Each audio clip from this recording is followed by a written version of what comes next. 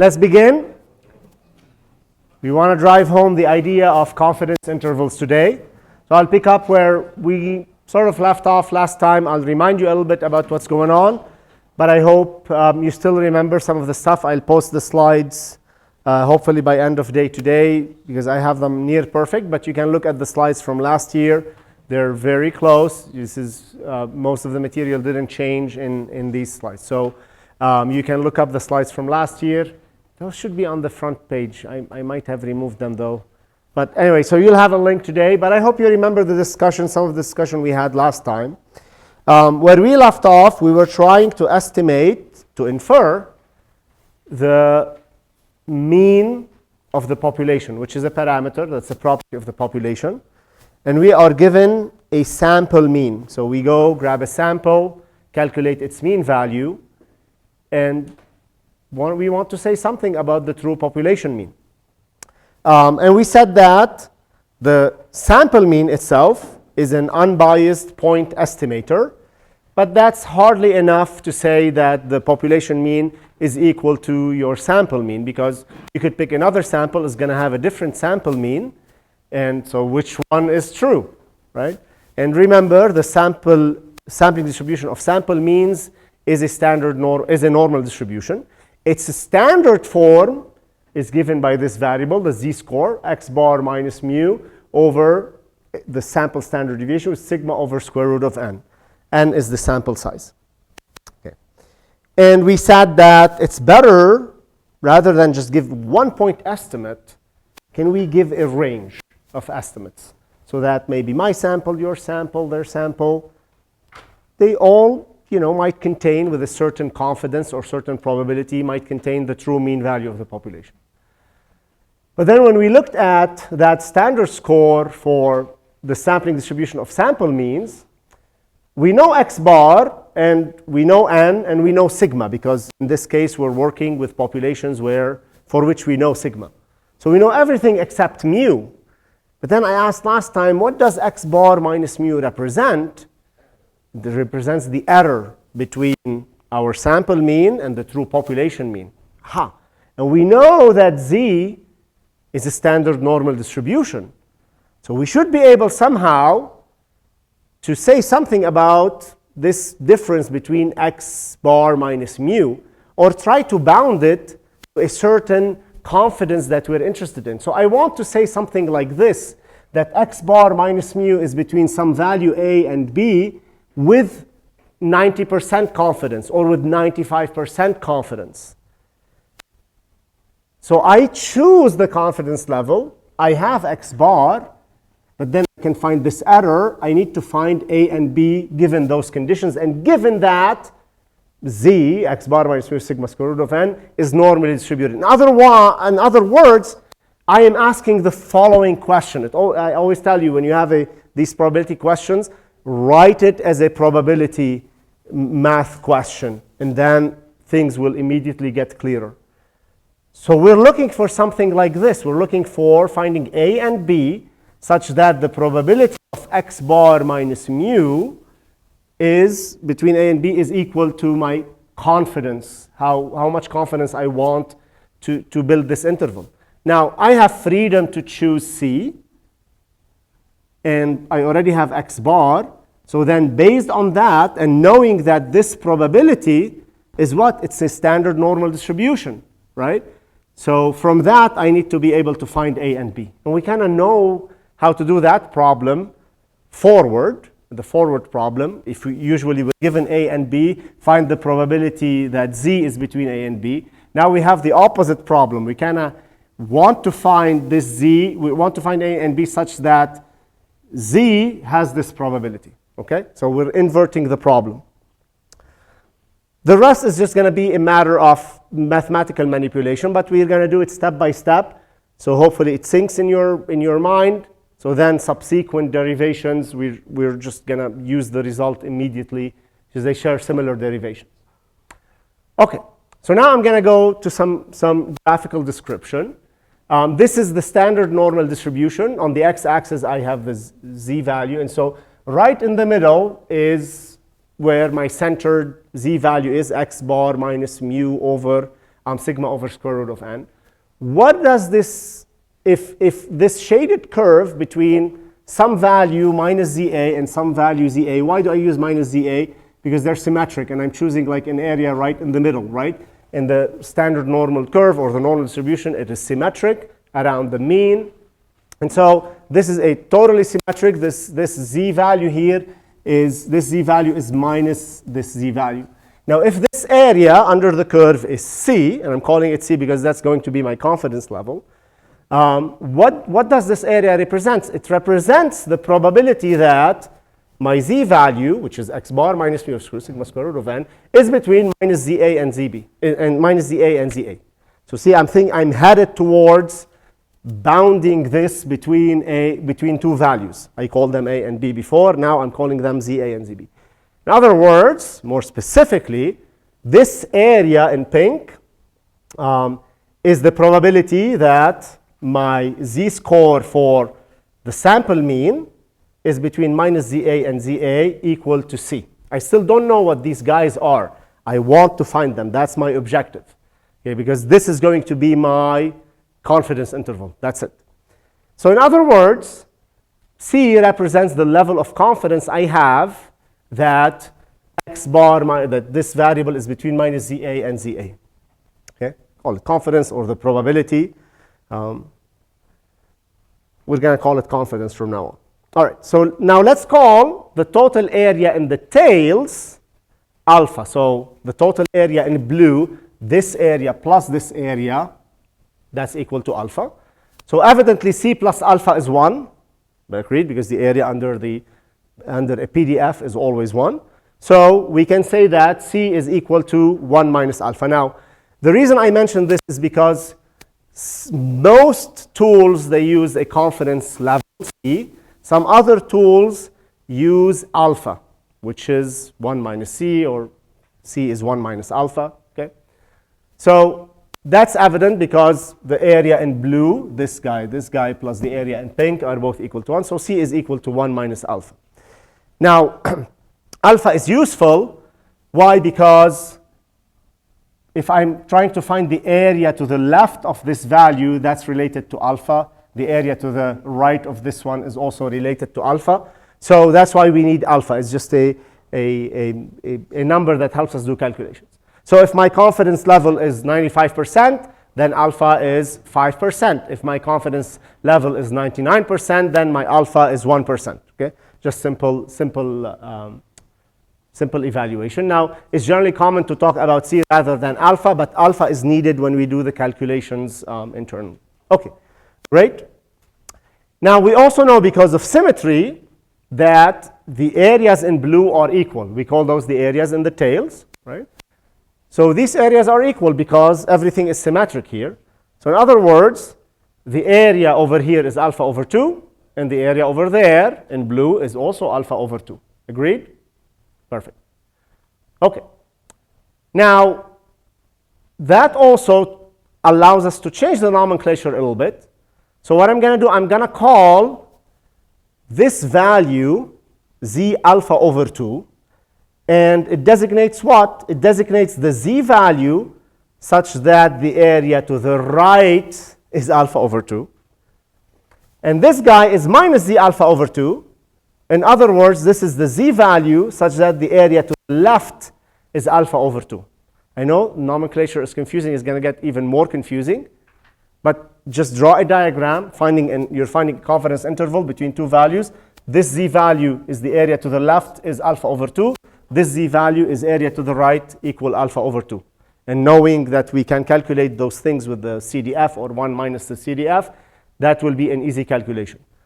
But you only need to find one of them. You can find this, you infer this one. You can find this one, you infer this one. This value will always be negative because this is a standard normal curve. The mean is 0. These are negative values. These are positive values over here. It's centered at 0. Okay. Good. So now we're going to call this one minus Z alpha over 2 and the other one Z alpha over 2. And so if I were, so now these have a definition. They're called the critical Z values. So when we're talking about confidence intervals, I will ask a question. Find the critical Z values that will give you a confidence that will allow you to predict the mean with a confidence of 93%. I'm talking about minus z alpha over 2 and z alpha over 2. Okay, that's what I'm talking about. Those are called critical z values. Okay, so for example, but these values are known. Okay, so you can actually just memorize them. But you know, I might ask you to get a certain specific confidence level where it's not you didn't memorize it, so you can just calculate them. But a few common values is confidence interval 99%. You can do a reverse lookup on minus z alpha. You can find minus z alpha. So this one, C is 99%, alpha is 1%. So alpha over 2 is 0.5%, and you can find the area to the left of minus z alpha, or you can find z alpha. So we know how to do this calculation, but these are standard values. Whatever problem you're solving, if your confidence is 95%, z alpha over 2 is always 1.959 because that's the standard normal curve. It doesn't change, okay? If your confidence is 90%, always your z alpha over 2 is 1.644. You don't need to memorize this because you'll be using Python and calculators. So, but back in the day, you know, they had to keep those in mind. They do the calculation once and then they just reuse. Okay, so we're almost there. Now our math problem looks like probability of this z-score is between minus z alpha over 2 and z alpha over 2 equals C. I'm given the confidence level, okay? And now I know how to calculate minus z alpha and z alpha over 2. So those are essentially almost my A and B that I mentioned about, right? And see how we tied them to the confidence level. Because the confidence level is the area in the middle, okay? The area in the tails is 1 minus that confidence level, split over 2. That gives you those two values over here. We're still almost not there because I need to bound x bar minus mu, or just find the bounds on mu itself, which is an even stronger statement. Okay, so we can do some mathematical manipulation here. So just rearrange the math a little bit. So you can subtract x bar from either side, and you can rearrange the math, and then you find this formula that mu is between x bar minus z alpha over 2 sigma over square root of n, and x bar plus z alpha over 2 sigma over square root of n. This is the answer. That's what we're looking for. If I'm given x bar and a confidence level, I know sigma, I know the sample size, I can make an inference about the population mu, okay, with this in this range. Now, these values are going to be the errors, right? The margin of error. So the minimum error that's committed is no more than, with a given confidence level, is no more than z alpha over 2 sigma over square root of n. Because you're saying here mu is between x bar minus e and x bar plus e. That's it. It's ridiculously simple, but you know, we had to go through it. Now we will apply the same strategy for other distributions, as you will see. But this is the math here. Therefore, our E defines the edge of our interval estimate. And this is our confidence interval, okay? It's our confidence interval. Once we work an example together, it will become clearer. So reminder of the math. You can do the math here, subtract x, and then multiply by a negative sign. So all the signs flip, etc. But you get, this is your confidence interval. Is you're finding bounds. You're given x bar. You know what n is. You know sigma. You compute z alpha over 2, and you can compute the error, and then add it to x bar and minus x bar. Now, what does this mean? Alpha is directly tied in to your confidence level. So if alpha is 5%, your confidence is 95%. What this means is that for the 5% example, or 95% confidence, it means that if I were to sample 100 samples, 95% of them are going to contain mu. Each sample is going to have a different x bar. So each sample is going to have a different interval. They're not going to be the same because each sample has a different x bar, okay? But we know from the theory that 95% of those samples will contain the true population mean, okay? But you can't say the opposite. You can't say that there's a 95% chance that my population mean is in this interval. No, because your interval that you chose is based on one sample, okay? And one sample is not enough to bound to say that with truth, okay? Instead, it means if you were to get 100 samples, 95% of them will contain that population mean. Yes? So if you're looking at a study that had this, would the confidence level and the interval mean, like if you were to recreate this study for yourself, there's a 95% chance that your sample will also contain the population? No, I wouldn't say. If we are to repeat the study 100 times, then 95% of those studies will contain. I know it feels similar. It sounds similar. And for practical purposes, yeah, there's a 95% chance my sample contains the true population mean. But statistically, from a purist perspective, you cannot say that. So you should say, if we are to repeat the study 100 times, then 95% of those studies are going to contain the sample, which is like a probability, right?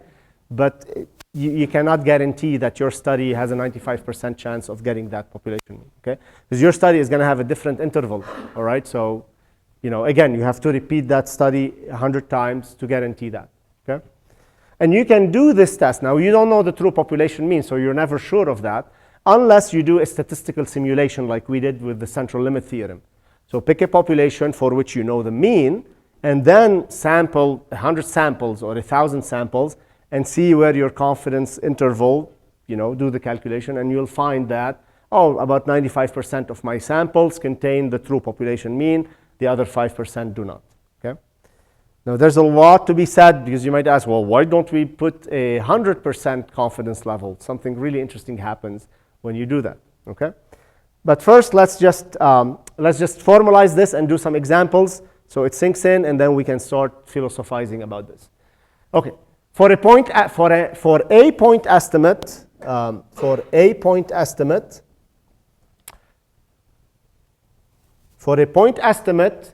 x bar of the mean of a population, mu, the maximum error with a confidence level c equal 1 minus alpha is z alpha over 2 sigma over square root of n.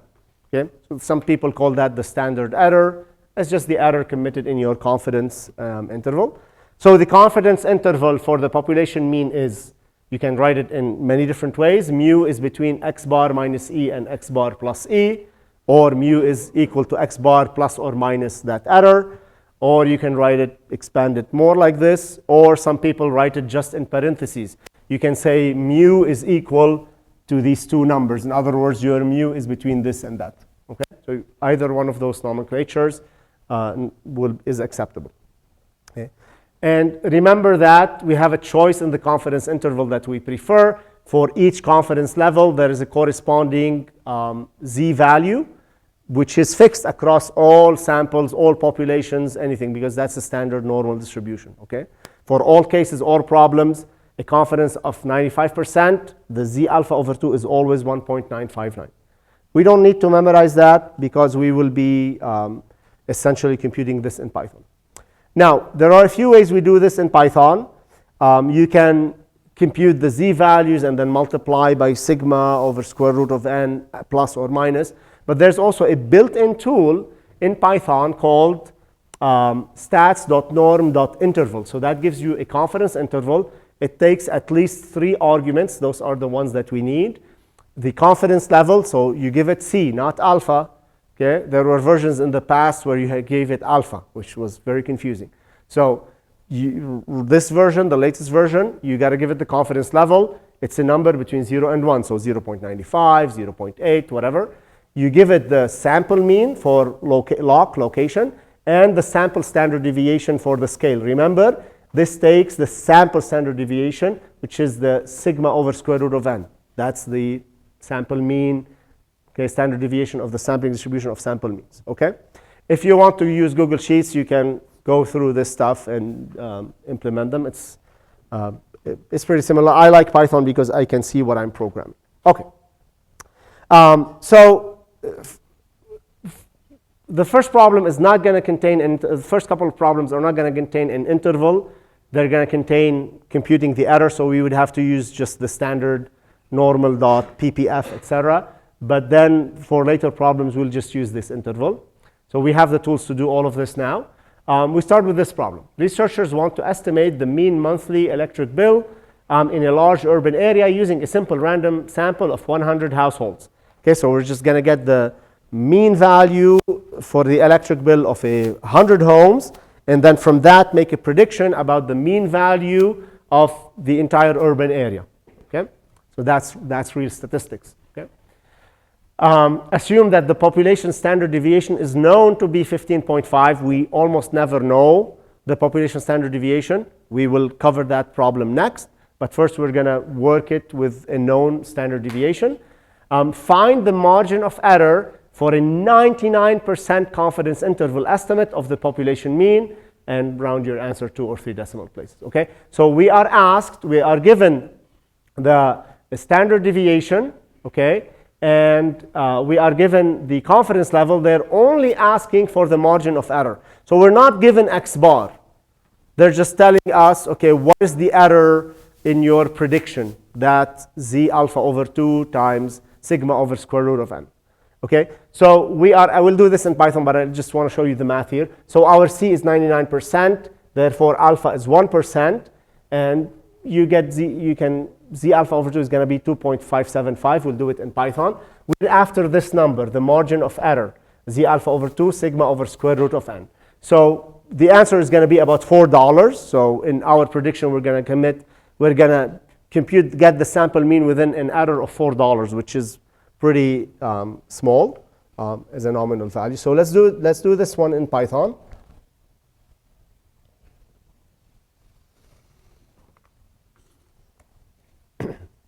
Again, you have the tools to do this. So I'm going to start a new script.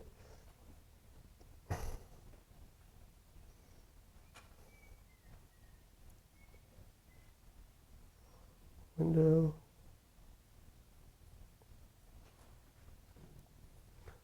All right. And let's see. 2026 margin of or confidence intervals. All right. So for this problem, electric bill problem, we are given C is equal to 0.99, so that alpha is equal 1 minus C. Okay, and then I want Z alpha over 2. Okay, Z.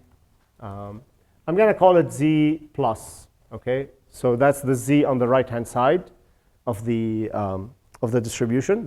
Or the interval. All right. So how do we get the Z plus? We want the Z value such that. So let me write it down.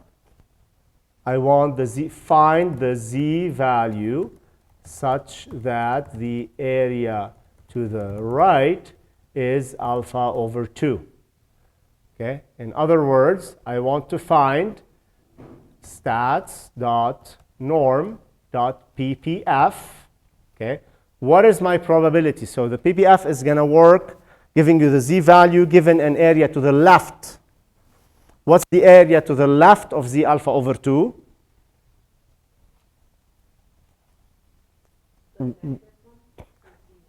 No, I can find the Z negative. So we can start with the Z negative. Okay, so let's start with the Z negative, with the Z minus. So that's the Z negative. So that's that's minus Z alpha over 2.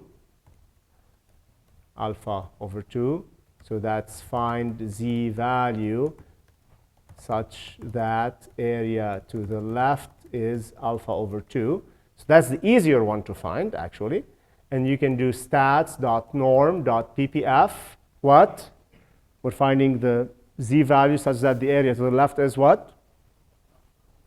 Alpha over 2. Alpha over 2. Okay, and then print Z minus.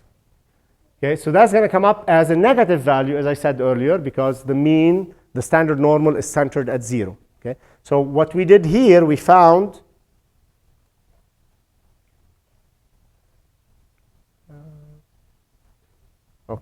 So what we did here, we found this guy. We found this guy here, okay? And that's always negative. So this guy is negative of this one. So the z plus is going to be 2.575. But I also want to show you how to compute z plus. You know how to do this. So z plus is such that area to the right is alpha over 2. But the PPF takes the area to the left. The area to the left is 1 minus alpha over 2, right? So it would be 1 minus alpha over 2. And it should give me, oops, it should give me 2.575, right? And z plus. Okay. It's the exact same mirror value, but on the other side, right? Now, my margin of error, E, is equal to z plus times my sigma over square root of n. So what is sigma? They gave us sigma was what? Blah, blah, blah. 15, what was it? $15.5. $15.5. And then n was 100. And then my margin of error, print margin of error is equal, E should be $3.99. Now, if I were given X bar, I would do my true population mean is X bar plus or minus $3.99, plus or minus $4, okay? That's just computing that distance in my interval. So with 99% confidence, that's my error margin. What would happen if I decrease my confidence level? It would shrink. The error bars would shrink. You'd have a more tight little packet. Okay. Why? If we look at the the values for the z, like alpha over 2, are going to be like closer together. So the section of the normal curve that we're looking at is going to be smaller. Because we reduce our confidence area. Okay. But is that intuitive? Because the opposite is true, should be true. If you increase your confidence level, is your interval going to be tighter? Is that counterintuitive? Wouldn't you expect that if you increase your confidence, you're going to narrow in to the mean value? Would that be the more intuitive thing? It's a trade-off. Like if you want a more precise answer, you have a smaller confidence level. But if you want be more confident in your answer, you pretty much expand off into infinity. So what happens if I do a confidence level of 100%? You have everything. It's infinite. Yeah. Spot on. If you say that everything could be inside your data, Exactly. then you'll never be wrong. Exactly. So, and indeed, that's the case. So we can try this one here. If I go to 0.9 confidence level, what should happen to my margin of error? It should shrink. So we expect it to be smaller. Oh, $2.54, right? But I have less confidence that my mu is there in a way, but it's a tighter interval. That's counterintuitive because you think, oh, I'm going to find the answer with a lot of confidence, then I'm going to home into that value. But no, if you want to make sure that your value is in your interval, then your interval is infinity, right? Okay, so let's increase it. Let's go to 0.999. It went to $5. 0.9999, went to 6, 999, 6.8, 9999, $10, right? So it's starting to increase. And eventually, as much precision as we can add here, that's just going to go to infinity, that interval. Isn't that cool? Like, okay. That's a great exam question because almost always everyone forgets this discussion. Okay, cool. Now, you can look at this mathematically or just intuitively. But mathematically, if you think about it, The smaller your confidence level, the closer your z-values are to the middle. So this gets smaller, so your error gets smaller. Because you're fixing sigma and n for a fixed sigma and n. The smaller your interval level, the closer your z-value are to the middle of the curve. Because that area under the curve is smaller, with smaller confidence level. The larger the area, the further apart are your z-values. Okay? So it is indeed a very important trade-off. There are other errors. Yes? Could we ask a question, or could the question be, find the minimum interval such that our confidence is above? Will you email me that question so I can put it on the exam? Yes, that's a great question. I answer it in a few slides later, I think. Yeah, but that's a yes. So all of those questions is like, find the confidence level that gives me a certain interval. Or given an interval, what is the confidence level? Given a z-value, what is the maximum all of these things. So but you have the math to do it. Okay, so always go back to the math. Once you write this math formula, just rely on that. Try to think about that. And then see if your intuition matches. I always trust my math more than my intuition, as long as the math is right. Okay, good. Let's carry on. Great discussion, guys. Great discussion. Okay. Okay, example 2, again from the book 8.1.4. To estimate the number of calls to expect in a new mental health hotline, volunteers contact a random sample of 35 similar hotlines across the nation and find that the sample mean is 42 calls per month. Construct a 95% confidence interval for the mean number of calls per month. Assume that the population standard deviation is known to be 6.5 calls per month. So here we are given the X bar, which is 42 calls per month. So we're going to go straight to an interval calculation. Okay? And we can do this real quick with stats.norm.interval. So I'm going to keep this here. And that's the problem what? 8.1.4. Mental health hotline. Okay. So I'm given C is equal what? 95%. Okay. With this method, I don't need to compute alpha because it does the job for me automatically. My sample size is 35. My n is 35. My sigma is what? 6.5. Correct? 6.5. And my X bar is 42.0. Right? And then I can call stats.norm.interval. Okay, so that would build a confidence interval. If you look at the function signature, confidence interval with equal areas about the median. All right? And it takes a confidence value, but it also, now it's very poorly documented. Just follow my discussion here, what I mentioned here, that you give it confidence and then sample mean and sample standard deviation.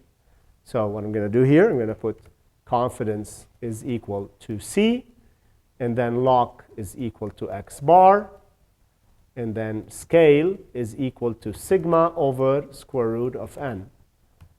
All right? Now, if you print this, it's going to give you two numbers. 39, that's my interval. So what I'm saying here, this is my confidence interval for the true population mean of average phone calls per month in all hotlines across the United States. The true mean with 95% confidence is between about 40 calls per month to 44. I guess what's a half a call per month, like someone calling and they're just like hanging up, So 40 calls to 44 calls per month, okay? Yeah, just like, or hello.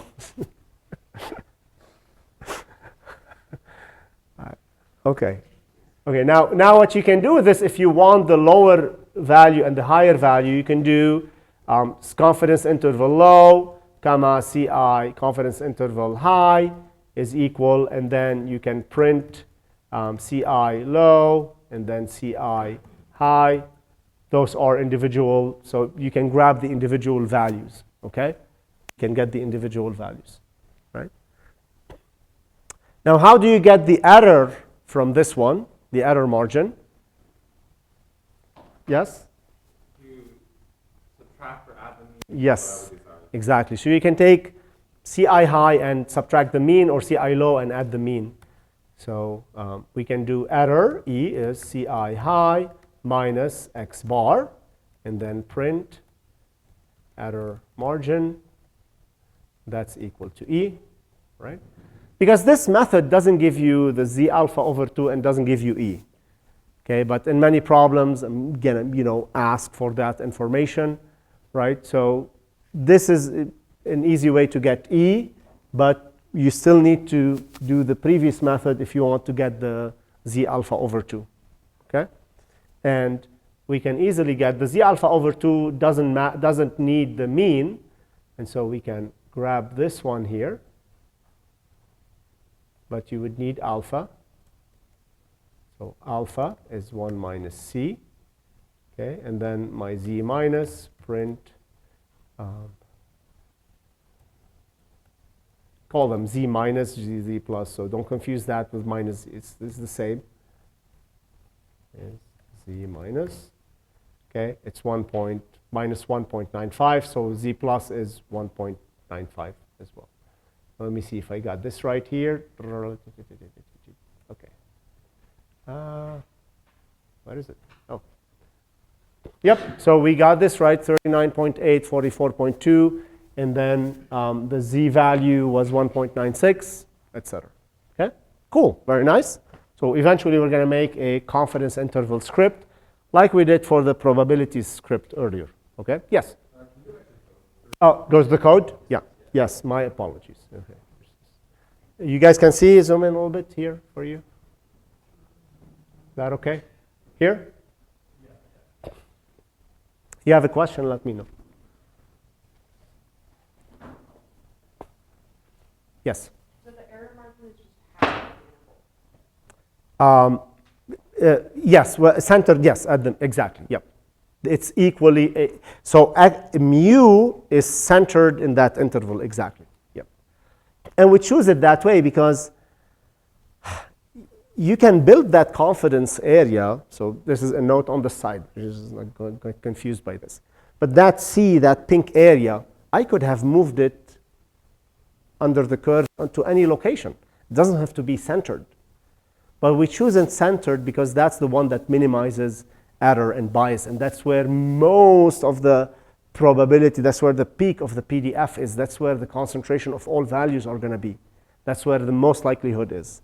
But we could have, I could have chosen Z minus alpha not to be equal, not to be equal value. I could have chosen alpha over 3 on the left and 2 alpha over 3 on the right. It will still give me that same confidence level, but it has a different meaning. It will be a little biased to the right or a little biased to the left. Okay? Just kind of food for thought. Thankfully, the normal distribution is symmetric. Later, when we do variances, you'll see, we're going to have a distribution that's asymmetric, okay? The chi-squared distribution. So we have to be smart in how we cannot center the area. So we have to be smart how we choose the area and the tails. Okay? Another way to think of the area and the tails is how much ignorance do we have about mu? That's our probability of ignorance. Okay, so we try to say, I'm ignorant on either side. It's the same amount of ignorance from the left tail or the right tail. Okay? We good in the back? Excellent.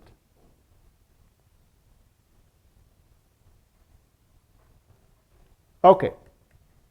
Example, flowers, to add some light to this classroom. Yeah. A large greenhouse production wants to estimate. I keep getting orchids for my wife, and she keeps getting them. It's like we've been getting orchids. This year, actually, just last week, we saw a new flower bloom, starting to bloom. It was like, okay, I made it. It's like they're so sensitive. If you overwater them, they die. If you underwater them, they die. If you as much forget to water them by 5 minutes, they die. It's ridiculous. Seriously, you have to like soak them in water, move them, or like put an ice cube on them. You have to get the right size ice cube, and she's like weighing and measuring. Anyway, and now the kids are involved in it, and they remind her about watering the orchids. But anyway, so a large greenhouse production wants to estimate the average number of days it takes for a hydrangea, very beautiful flower, the hydrangea seed to germinate. For a randomly selected sample of 125 seeds, the sample mean is found to be 13.9 days on average for them to germinate. Now we want to find the true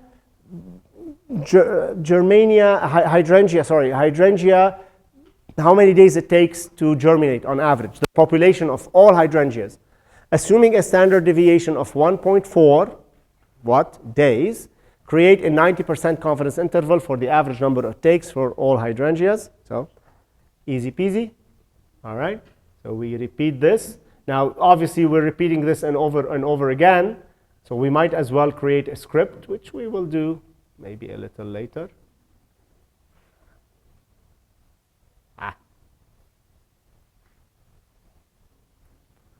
Just hide. Okay. So I'm going to take this one again, just copy paste, and my confidence interval is 90%, and I have 125 seeds, so my sample size is 125. My sigma is 1.4 days right here. 1.4. So this is hydrangea problem. And then my sample mean is 13.9 days. 13.9 days. So this is also in days. And you just run. And I get the true population with 90% confidence is between 13.7 and 14.1 days. The true average number of days for hydrangeas, population of hydrangeas in the world, or whatever whatever zone, I suppose, this was measured at, that's the population mean. And indeed, I get this answer also when I did this by hand. So I'll keep the code here, just copy, paste, change. So this lends itself to just generating a generic script for computing confidence intervals. But we're going to change things a little bit in a bit. And so we need to be thoughtful before we create that script. Because again, this is easy because we know the standard deviation of the population. All right. We good? Excellent. Okay. All right. And there's even one more problem. Oh, that's okay. That's how you can use statistics to lie. A new study compared the sensitivity of HIV home tests to that of professionally administered tests that use the same testing procedure.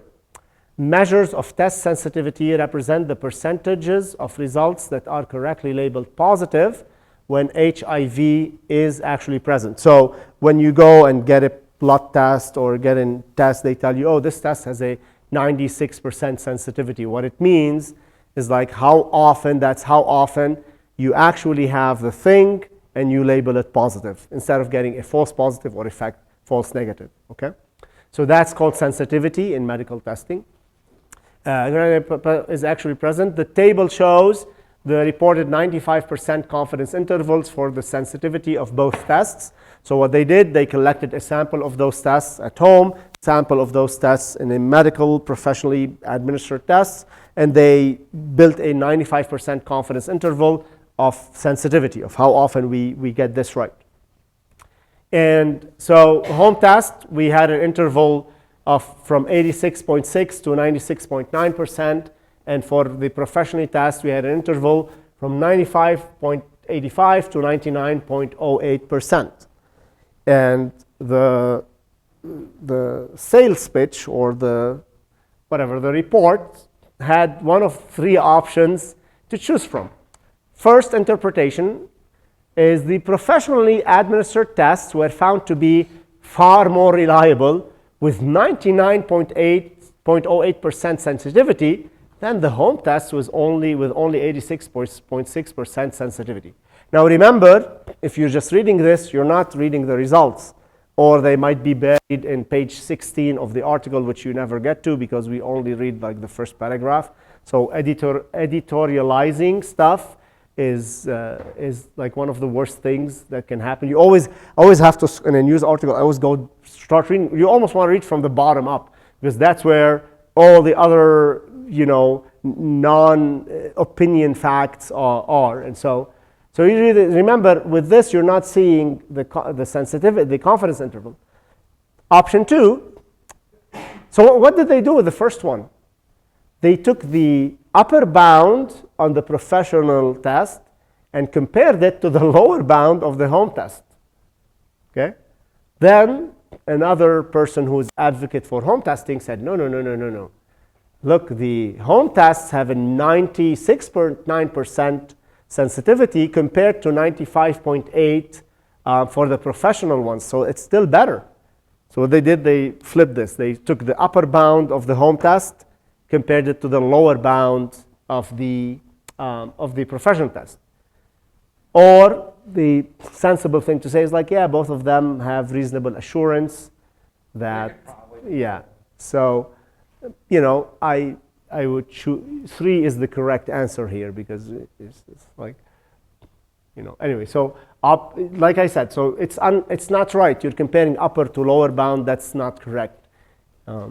So that's utterly not correct. When you look at this, they're actually even this is wrong because this and this are so close. I would say they're the same. Anyway, so that's kind of the thing. Okay, minimum sample size. Finally, so that's a question. Was asked before. What's my minimum sample size?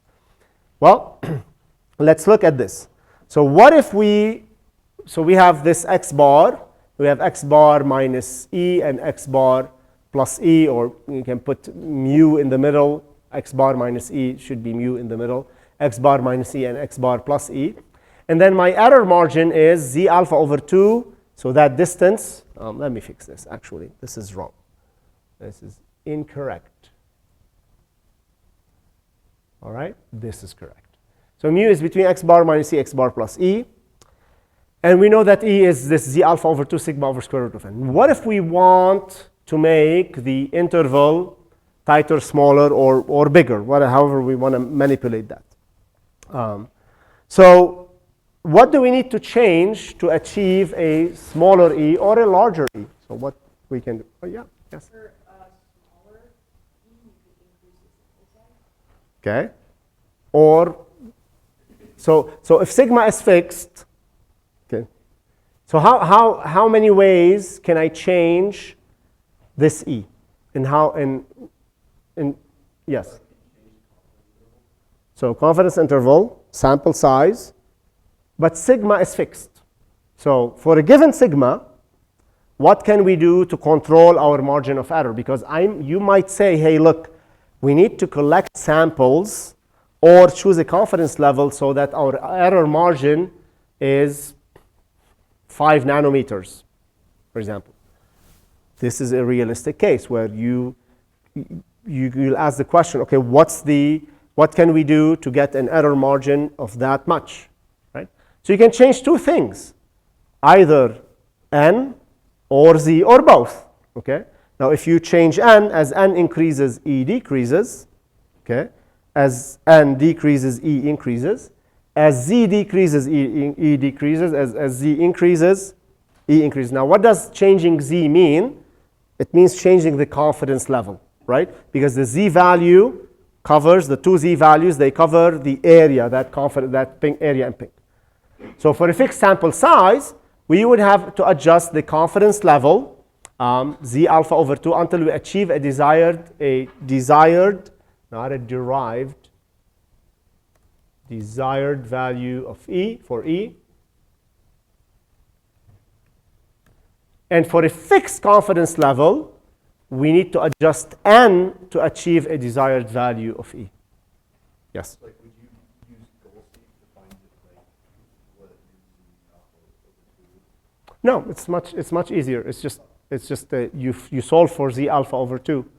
and do a CDF, essentially. Yeah, you don't have to. Yeah. And even there's something easier than goal-seek. It's just root. You can find the root for this. But this is a linear equation, so the root is easy to find. Okay?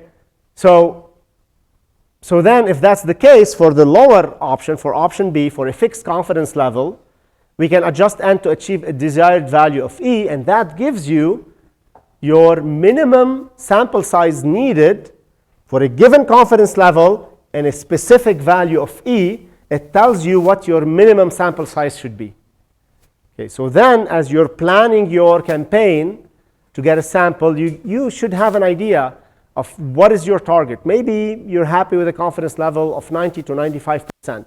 So pick the smaller one, pick the 90% maybe, or the 95%, and then you're only allowing a certain error margin, okay? So that distance. So you choose your sample accordingly, right? So you can plan that before you go and sample. So here's an example. Determine the minimum sample size needed if we wish to be 90% confident that the sample mean is within 2 units from the population mean. And the population has a standard deviation of 8.5. What's a unit? It could be nanometer, degrees, whatever, Kelvin. So it's just a standard example because this is generic. It doesn't have to be very specific to a particular problem. Okay? So if C is 0.9 or 90%, then alpha is 10%. And then Z alpha over 2 is 1.644. So we know that. And then you plug into this formula, and you know what sigma is. And you can calculate n to be about 48. So I would sample 48 people at least, or 48 things at least. All right? Now, the other question. Let me see. My animation was messed up here. OK. So let me.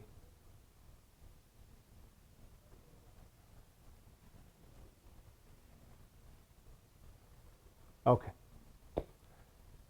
Well, let me animate those, actually. It's going to take a long time. All right. So don't go through the math first. I'll guide you through the math step by step. I did this before coming to class, so I didn't have time to animate it. A large greenhouse production wants to estimate the average number of days it takes for a hydrangea seed to germinate. So that's the same problem we did before. But now, see what I'm changing in this problem. For a randomly selected sample of 125 seeds, the sample mean is found to be 13.9 days.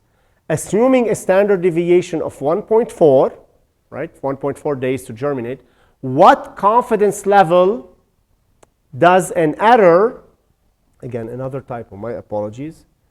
What confidence level does an error of E equals 0.12 days correspond to for the average number of days it takes to all hydrangea seeds to germinate? So this goes back to your problem, how we can flip around these intervals. So now I'm asking, find the confidence level so that my error margin E is 0.12 days. All right, so I know my standard deviation. I know my sample size n is 125. So I have n, I have E, and I have sigma. I need to find the confidence level. Now, the confidence level comes from this Z value. All right, so this is a linear equation. I can solve for Z. If I plug in the numbers, etc., you get 0.12 square root 25. You get a Z alpha over 2 of 0.958. So that's the Z value with area to the right equals 0.958. Okay. Now, what this means is what I'm trying to find is the confidence level that corresponds to this Z alpha over 2. In other words, I want to solve this problem, the probability that Z is between minus Z alpha over 2 and Z alpha over 2. And that's a standard probability problem we did before. That's the CDF of the normal distribution at Z alpha over 2 minus the CDF at minus Z alpha over 2. And it tells me that this corresponds to a confidence level of 66.2%. Okay? 66.2% confidence level. So we're narrowing down that interval. Okay? So in other words, my confidence is shrinking as I narrow down this interval. Okay? So I can turn this problem in all sorts of ways. Find n, find sigma, find E, etc. You have the math. You should be able to solve it, to back out the calculation. So this is the other option we can manipulate this formula here is I'm giving you E and I'm giving you N, and I'm asking what confidence level does that correspond to? It's like saying, okay, I want you to do this measurement, but I don't want an error larger, an estimate with an error larger than 0.12, and this is our sample size. What confidence level do we have? Well, it's 66% only. So the only way to change this is to either change N or accept a larger error margin.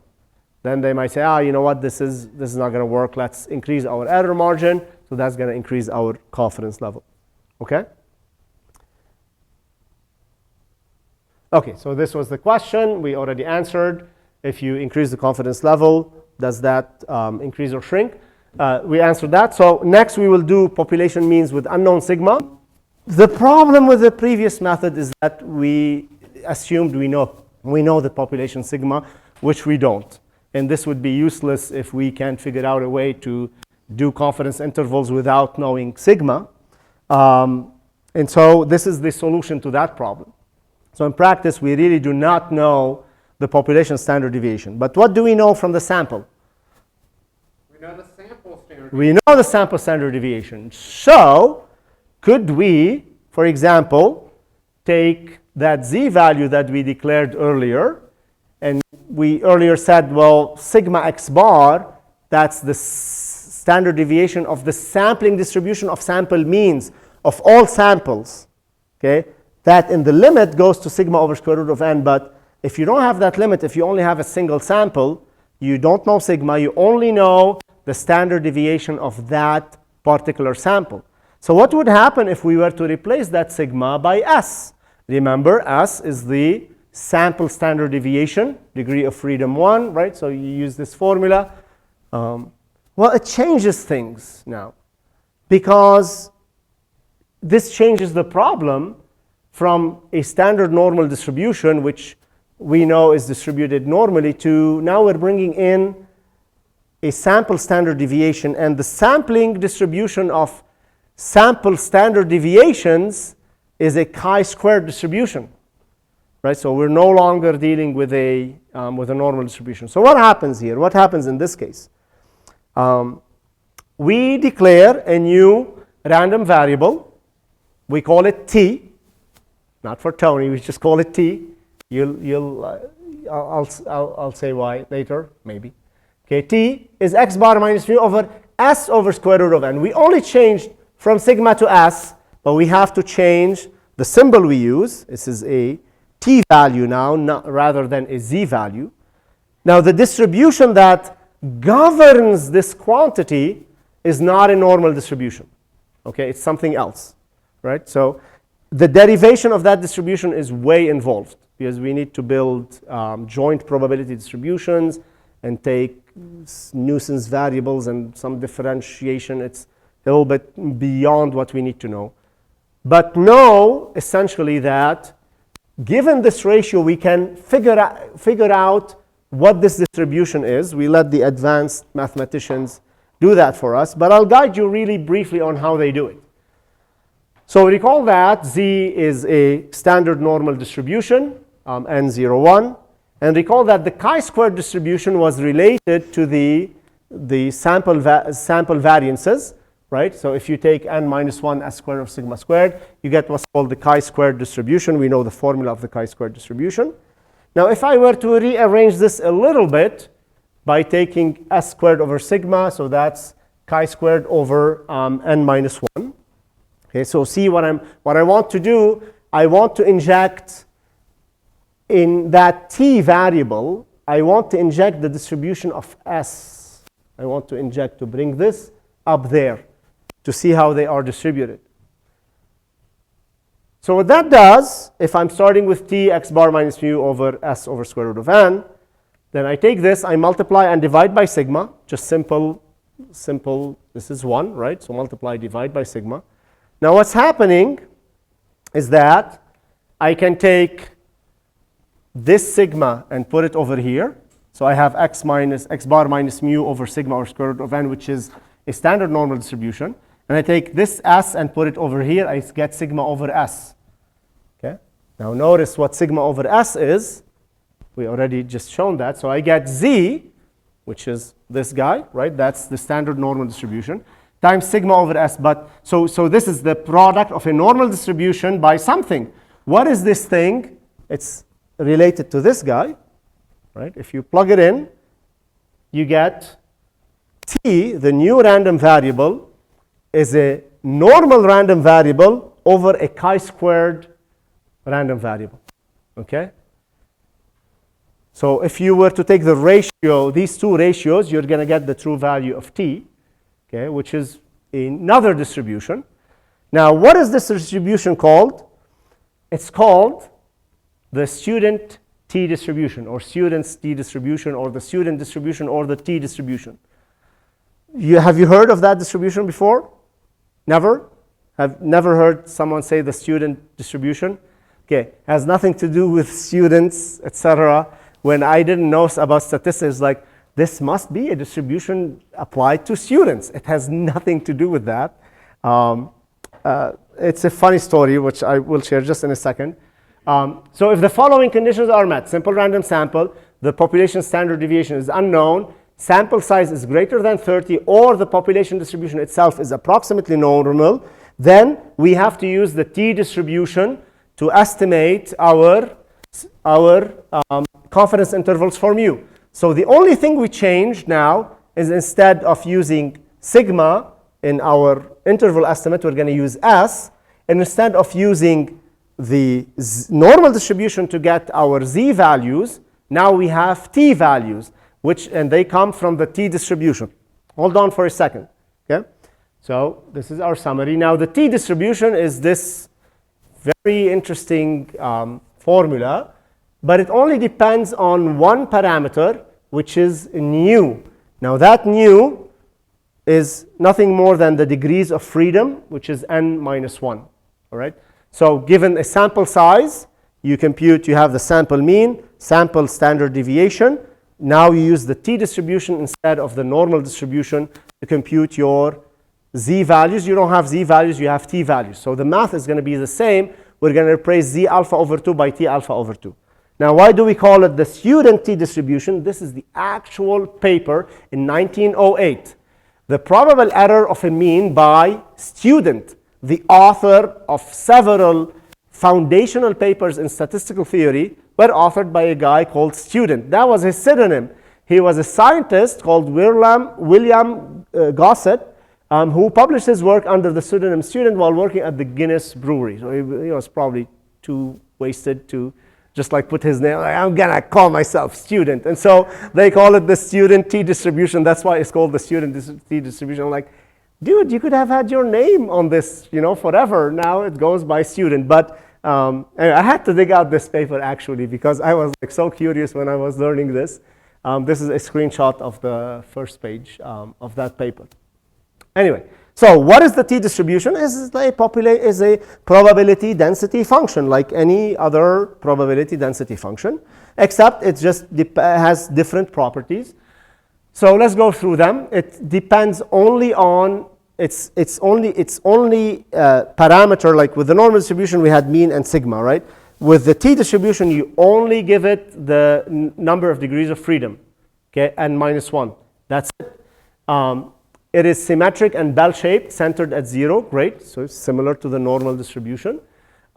It's completely defined by the number of degrees of freedom. The degrees of freedom, we call it df or nu, and that's equal sample size minus 1. So with different sample sizes, that T distribution is going to change shape. The total area under a T distribution equals 1 because it's a PDF.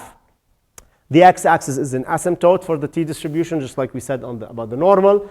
It has a mean value of 0, so that's the standard T distribution, like the standard normal distribution. It has a standard deviation not equal to 1, like the normal distribution, but the standard deviation is square root of nu over nu minus 2. Remember, nu is the number of degrees of freedom, okay? Now, the T distribution approaches the standard normal distribution as the number of degrees of freedom goes to infinity. So when that goes to infinity, The standard normal distribution has mean 0, so this one has mean 0. But the standard normal has sigma equal 1, right?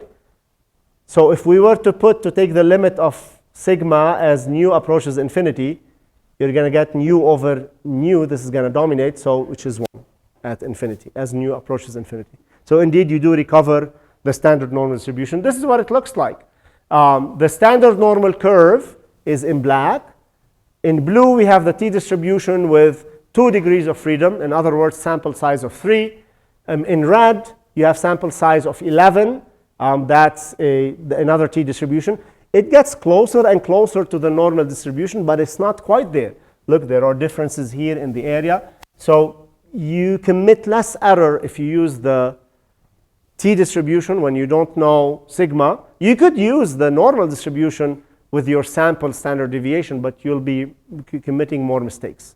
Okay, so you get a better, more accurate result if you were to use the t-distribution to do the estimates for the mean value when you don't know the standard deviation. Okay, like I said, the limit of the t-distribution as nu approaches infinity is the normal distribution with standard normal distribution, mean 0, and standard deviation 1.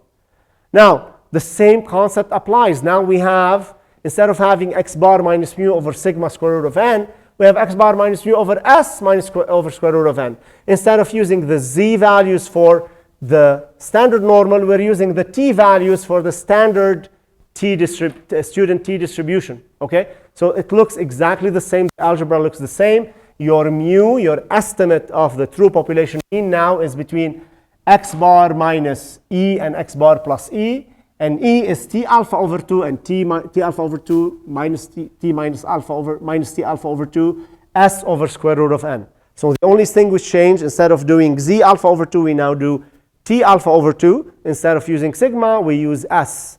But the calculations are the same. Now, where do you get the t alpha and the minus t alpha is?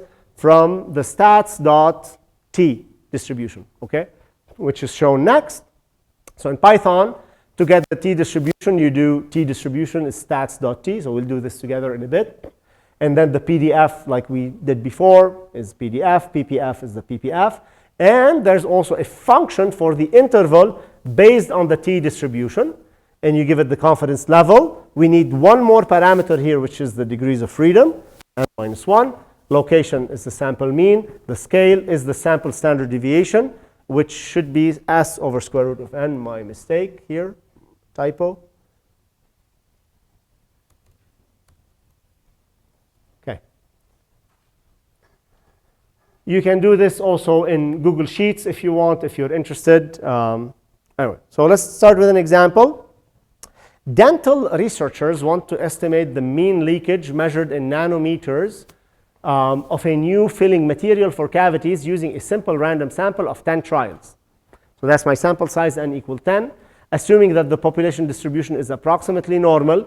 Okay, so we don't have samples more than 30, so we couldn't apply any of this theory, but at least we have, they're telling us that the population is normally distributed, so we can use everything we derived so far. Find the margin of error for 95% confidence interval, so we want to find E. For the population mean, given that the sample standard deviation, so sample standard deviation is 15.5. So we'll do this in Python, but I just kind of want to summarize what I have here. Confidence level is 95%, sample size is 10, so degrees of freedom is 9, sample standard deviation 15.5 nanometers. Okay, so C is 95%, alpha is 0.05, from which I can compute a T alpha over 2. Okay, so let's do this in Python. We're still doing confidence intervals, so now we're doing, confidence intervals with unknown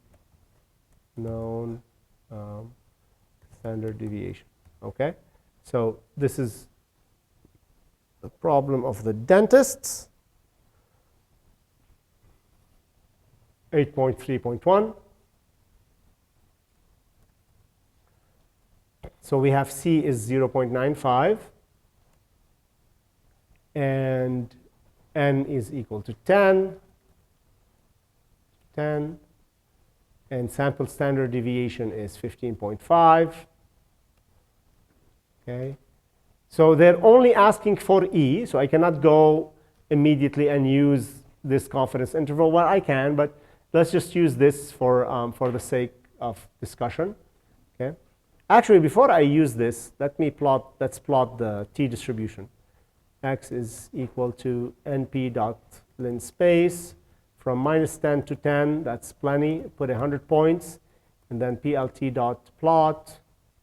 Actually, let's spice it up a little bit. It's plt dot plot x stats dot t dot pdf of x, and with df, if I look at this, stats.t.pdf x, and the arguments, again, useless here. So you need to just provide the df is equal n minus 1. All right, so let's put n is equal to 10, for example. If you plot this, it looks like this, right? So you can change this a little bit. We can do n equal 8, for example. Then it's pretty close. N equal 5. You see how they start differing from each other. N equal 10 is blue, N equal 5 is the orange, right? So, we can plot it. We enjoy plotting it. But let's go back to this problem. So now I need to compute my t minus, all right? And that t minus is stats.t.ppf of what? Area to the left. So this one corresponds t value with area to the left equal alpha over 2. So then alpha is 1 minus c. stats.t.ppf is alpha over 2. And I can do t plus is equal minus t minus, right? Then print, if you're in doubt, print it out, minus t minus, and then, or just t minus, and then print t plus, and you get an error. There's a point function. This is ppf. Oh, I didn't give it the df is n minus 1. T minus. Okay. So the stats.t.ppf, although it's a standard t distribution, doesn't require to give it, it always has mean 0 and whatever standard deviation wants to have, but it needs to know about the degrees of freedom, okay? It needs to know about your degrees of freedom. So now these are my t values, t alpha over 2 minus t alpha over 2. From those, I can build my error margin, which is E is equal to t plus times s over square root of n. And I can also print error margin is equal to E. And 11.088, whatever days, whatever units we had in there, nanometers, I think. Oops.